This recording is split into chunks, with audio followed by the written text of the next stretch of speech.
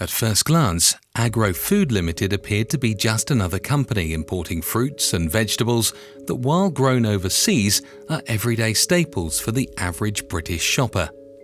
After 5 years in the import-export business, the firm changed hands in December 2020, with a man named Petko Zhutev stepping in as its new director. He had been planted there only a month previous to assist in a significant importation of cocaine into Britain. In February 2021, he signed for an expected delivery of bananas to the company's warehouse on the Crispin Industrial Estate in North London. The 41 pallets of bananas had just been shipped to Portsmouth on a cargo ship from Colombia and then delivered by lorries into London. Unbeknown to Zhutev, the real contents of the shipment had already been intercepted by the UK's Border Force and officers from the National Crime Agency on its arrival at Portsmouth. Officers had acted on intelligence and tracked the movements of 2 previous shipments in the lead-up to the seizure, which officers described as dry runs, intended to test the arrangements for the arrival of the cocaine and intended to provide a veneer of authenticity as an importer of bananas from Colombia. The first attempted shipment was rejected at the port of Dover by the Department of Environment, Food and Rural Affairs, but a second shipment went through, leading to the gang loading the third shipment with the drugs. Inside the containers were more than 2,330 blocks of cocaine, each weighing around 1 kilogram and valued at a cool £30,000 per block. You are watching OCG TV. Let's be real, online privacy isn't just for tech nerds anymore, it's basic self-defense. Every time you hop online, whether it's at home, on the train, or nicking Wi-Fi at Costa, someone's watching. Your provider, advertisers, maybe even that guy across the room. CyberGhost VPN locks down your internet traffic like a digital fortress.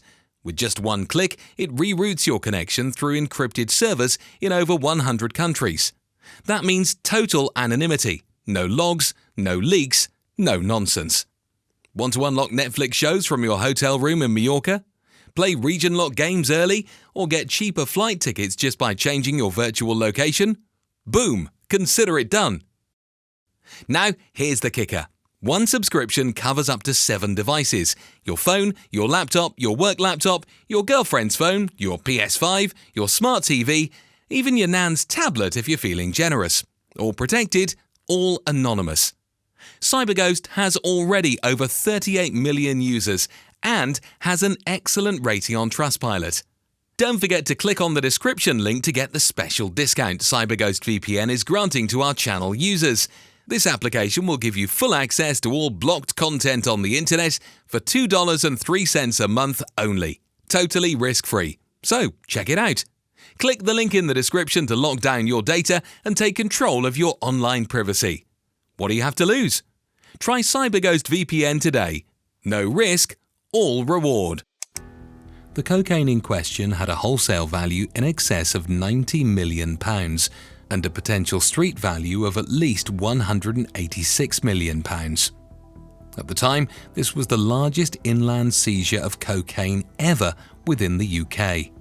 The consignment was destined for Agro Food Ltd, with delivery from Portsmouth to the unit arranged through the transport company Eagle Cargo Services.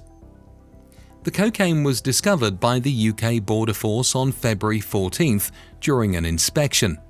Thereafter, the National Crime Agency took control of the case, replacing the cocaine that had been hidden in 4 of the 41 pallets with further bananas.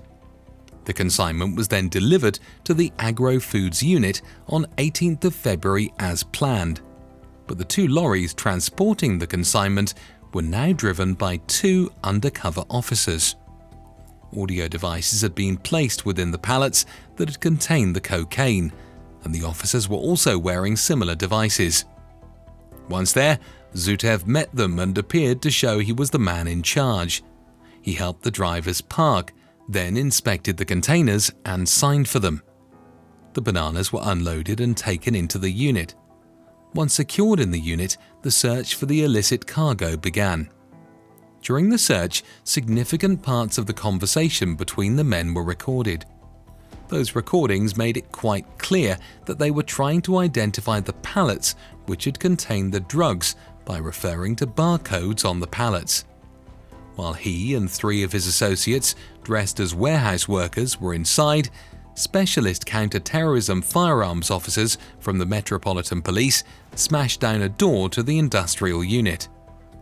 Of the 41 crates of banana boxes, 4 were clearly put to one side.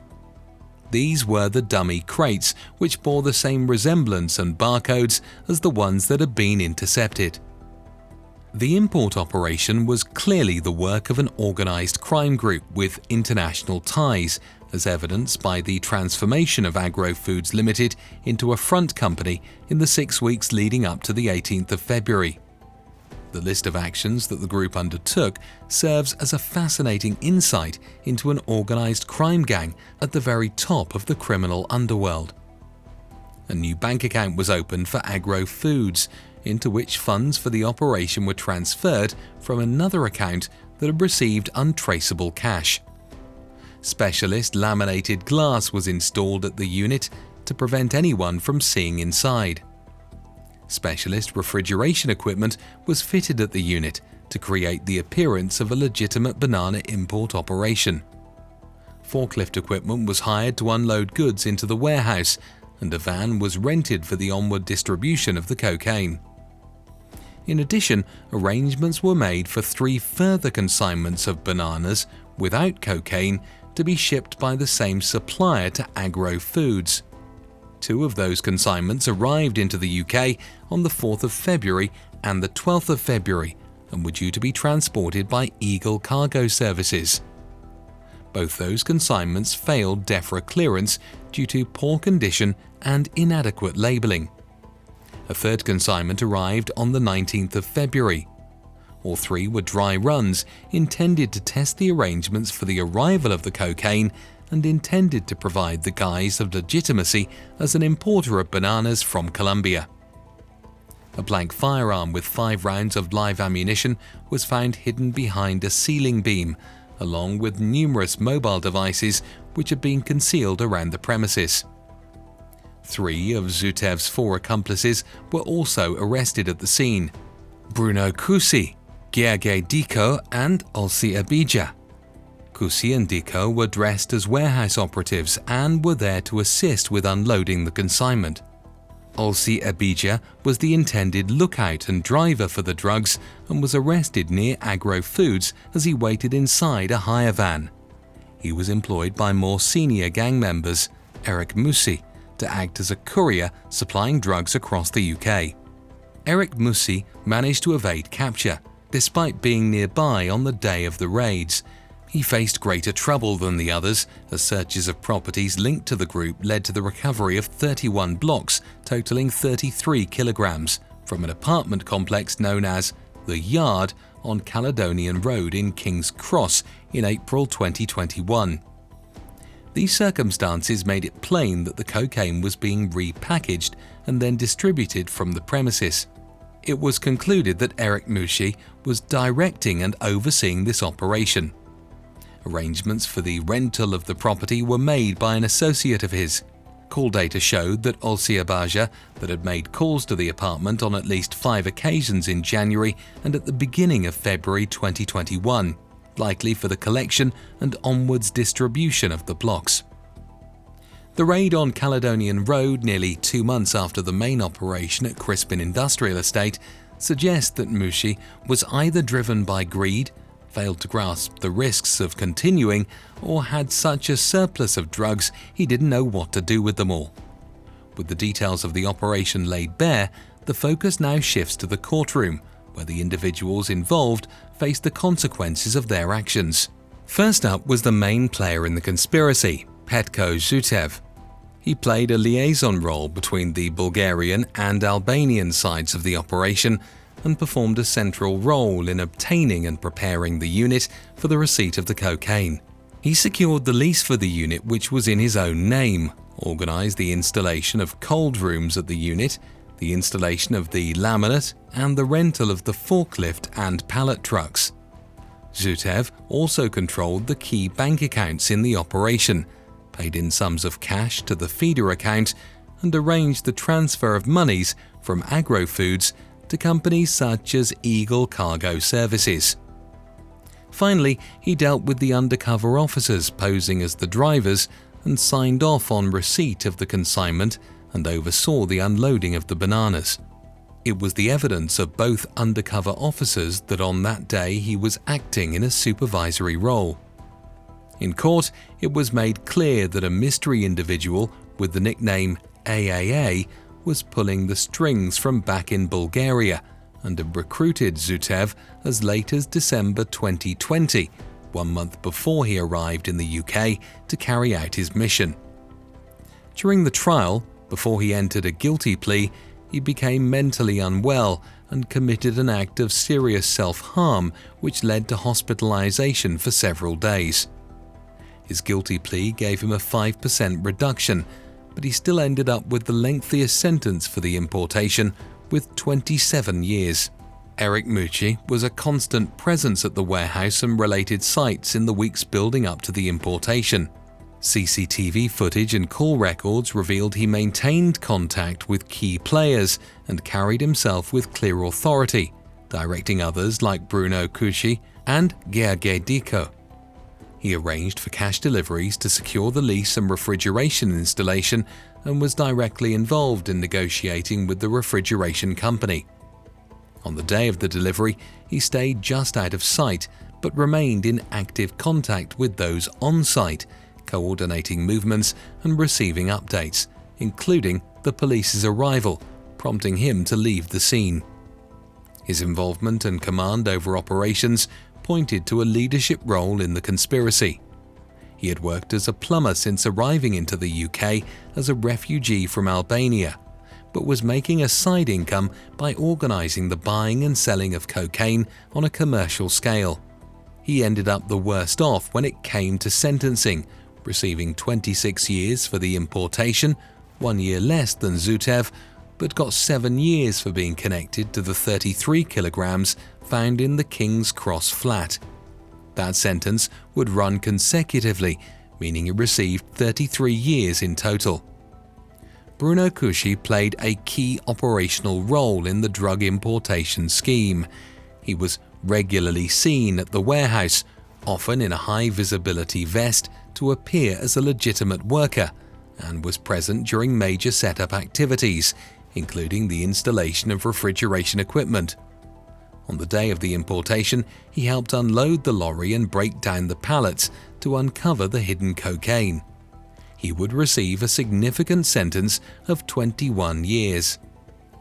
Ossi Abidja was another who played an active operational role in the drug importation scheme, initially as a driver. Born in Kosovo, he had worked as a waiter and a minicab driver since arriving in the UK in 1999. He eventually became tempted by the riches on offer with organised crime and began to pursue a different way of making a living. He transported cash for the rental of the warehouse and again for the installation of refrigeration units. He also handled one of the Dutch SIM phones central to the operation, eventually passing it to a key organiser. On February 17th, he rented a transit van specifically for the planned cocaine pickup. The next day, he was stationed near the warehouse, monitoring the delivery. His role was clear: to report back and be ready to move the cocaine once it was extracted from the shipment. He was given 17 years in jail. Throughout February, Gheorghe Dico was frequently seen at the warehouse and typically wore a high-visibility vest to appear as a legitimate worker. He was present during crucial moments, including the installation of refrigeration equipment and final preparations for delivery day. On the day of the delivery, he helped unload the lorries, break down the pallets, and locate the hidden cocaine. 2 Dutch SIM phones were found near him at the time of arrest, confirming his active involvement in the operation. He would receive 18 years. This case was a rare glimpse into the inner workings of an international drug trafficking ring, one that operated with military precision yet collapsed under the weight of its own audacity. What began as a simple banana import business unraveled into one of the UK's largest ever cocaine seizures, exposing a web of deception stretching from Colombia to Bulgaria and into the heart of London. Thanks for watching.